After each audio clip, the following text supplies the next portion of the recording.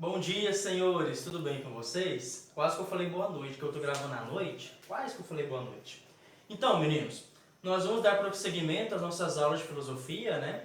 Então, na aula de hoje, nós vamos entrar na organização do conhecimento e abstração, beleza? Quais páginas a gente vai usar na aula de hoje? Então, meninos, página 13, 14 a 15, tá bom? 13, 14 e 15 são as páginas que nós vamos usar na aula de hoje. Bem, a organização do conhecimento e a abstração. Hoje nós vamos estudar sobre um filósofo chamado Aristóteles, tá bom? Aristóteles, ele foi aluno de Platão. Lembra que na aula passada nós estudamos as teorias das ideias de Platão?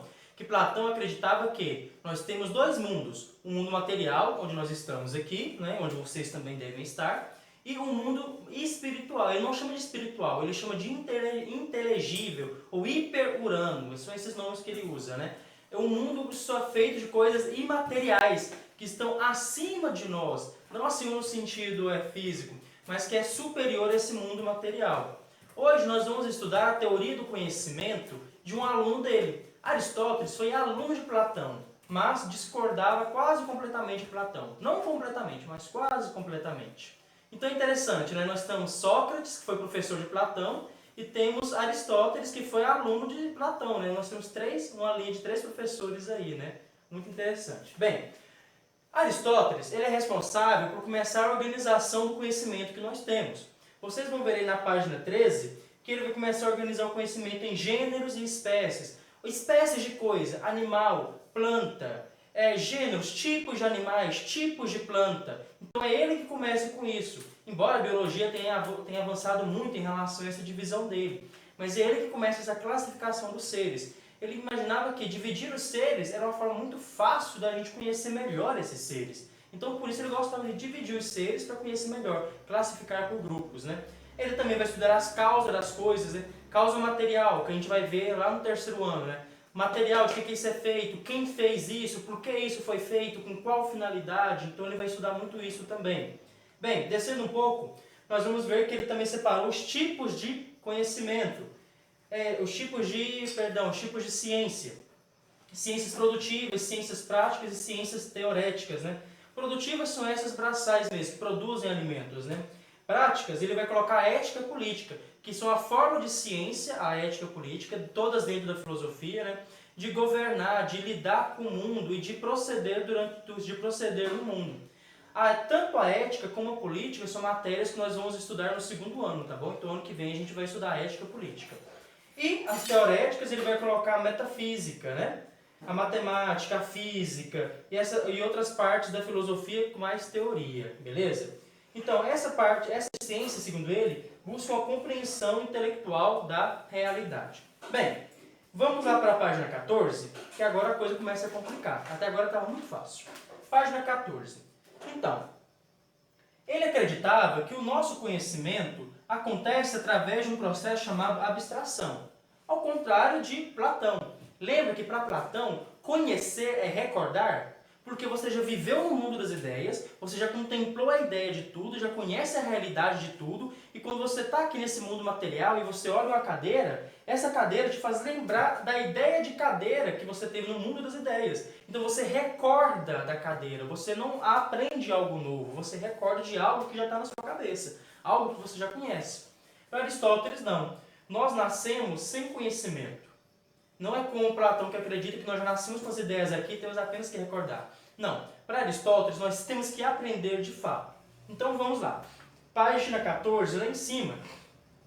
Quero pedir vocês para lermos juntos esse segundo parágrafo. Eu vou lendo e vocês vão acompanhando e vão riscando o que vocês acham importante. Se eu fosse vocês, eu circulava o parágrafo todo. É só um conselho de professor, tá?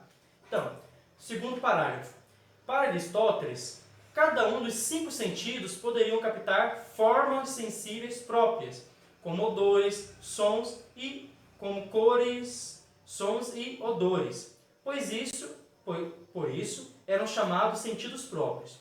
Então, segundo ele, os nossos sentidos eles têm uma grande importância no conhecimento.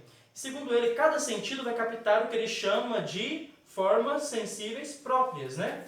O olho vai pegar cor, vai pegar formato. A mão não vai pegar cor, o tato não vai pegar cor, o paladar não vai pegar cheiro. Então cada um vai pegar uma coisa própria, um aspecto próprio da realidade. Além deles, esse filósofo apontava a existência de um sentido comum, capaz de captar formas sensíveis comuns, como quietude, o movimento e a grandeza, que não seriam percebidas por um ou outro sentido em particular. Sendo assim, ele considerava as sensações como marcas deixadas nos sentidos próprios e no sentido comum pelas formas sensíveis, pelas formas sensíveis. Delas seriam essas derivadas daqui.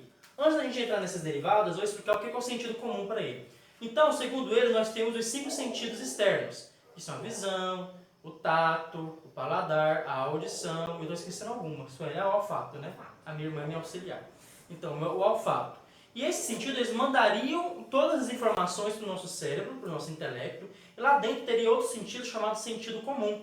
Esse sentido comum juntaria todas essas informações e criaria um objeto comum, porque elas chegam fragmentadas. Então esse sentido comum juntaria tudo e a partir disso ele captaria outras informações, como ele colocou aqui, a quietude, o movimento, que não seria percebido por um em particular, mas pelo conjunto desses sentidos, mandando para ele essas informações. Então através dessas informações o sentido comum junta tudo. Além do sentido comum, a fantasia, que é a capacidade de imaginar algo, a memória, que é a capacidade de guardar algo, e a experiência, que é o resultado da acumulação de informações.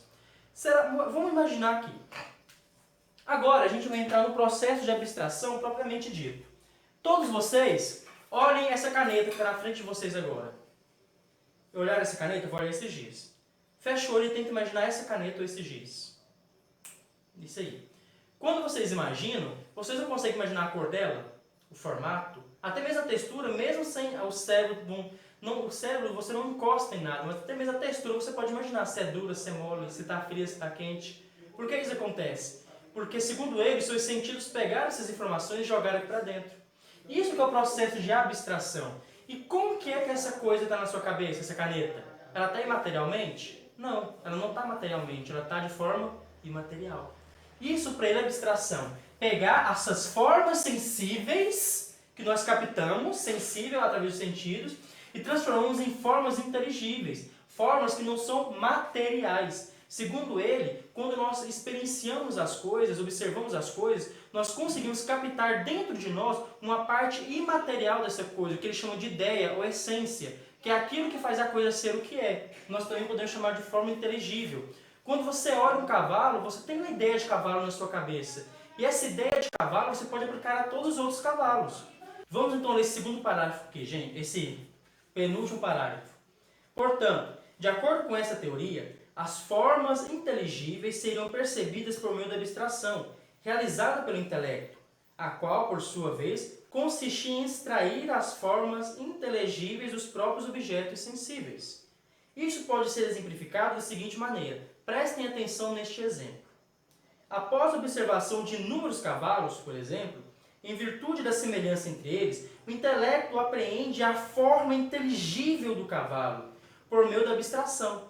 Da mesma forma, após a observação de inúmeros pássaros, mamíferos, peixes, insetos, aprenderia a forma inteligível de animal. Portanto, no pensamento aristotélico, a essência, ou as formas, ou as ideias correspondiam às espécies e esses gêneros, né, dos seres e dos objetos particulares. Então, de tanto você observar tal tipo de coisa, o seu cérebro apreende a forma inteligível dessa coisa. O que essa coisa é de verdade? O que essa coisa precisa ser para ser aquilo? De tanto você observar cavalos, no seu cérebro você vai ter uma ideia de cavalo. E toda vez que você vê um ser chamado cavalo, você vai conseguir aplicar essa ideia àquele ser. Não importa a cor dele, não importa a quantidade de patas. Porque se um cavalo tiver só 3 patas, ele vai continuar sendo um cavalo. Não importa se ele relincha ou não. Mas o seu cérebro vai conseguir identificar o que é um cavalo, por meio da ideia de cavalo que você tem na sua cabeça. Isso que é o processo de abstração. Vocês vão observar as formas sensíveis e delas você vai abstrair as formas inteligíveis, também chamadas de ideias ou essência. É aquilo que a coisa é no seu mais íntimo. E é isso que nós temos na nossa mente. É isso que nós guardamos aqui dentro. Essas formas inteligíveis das coisas materiais que nós aprendemos, que nós abstraímos. O que é abstrair? Pegar de fora e jogar para dentro. É assim que o conhecimento acontece para Aristóteles. Você olha a coisa no mundo material e você abstrai, joga ela para dentro da sua cabeça, mas não materialmente mais, de uma forma imaterial. Porque, convenhamos, né? Não existe um cavalo material na sua cabeça. Essa que é a ideia de Aristóteles. Qual que é a conclusão, então? O conhecimento para ele é fruto da experiência e... é fruto tanto da experiência e dos sentidos, como da intelecção, como da razão, do seu trabalho pensando nisso. Então, o seu intelecto é responsável por isso. Então, é fruto da experiência e dos sentidos, tá bom? Não só do intelecto sozinho. O intelecto tem parte sim, através da abstração. Mas a experiência e os sentidos têm grande utilidade na formação do conhecimento. Tá certo, meninos? Então, para casa, vocês vão fazer a página 14. Página 14 aqui, tá certo? E a página 15, A e C, tá bom? Página 14, página 15, A e C. Vocês vão fazer no dia de hoje essa atividade. Se não der tempo, vocês podem me mandar semana que vem no dia e no horário da aula. Se um de vocês, durante o dia de hoje, terminar isso durante o horário da aula, podem mandar. Se terminou depois do horário da aula, não manda, entendeu? É só no horário da aula de filosofia. Nessa semana ou na semana que vem. Eu acho que me fiz claro, né? Fora do horário, não. Nem no horário dos outros professores, tá? Não importa que é horário de aula e vocês mandam. Não, é no horário da minha aula. Beleza? Então tá bom, meninos. Até mais.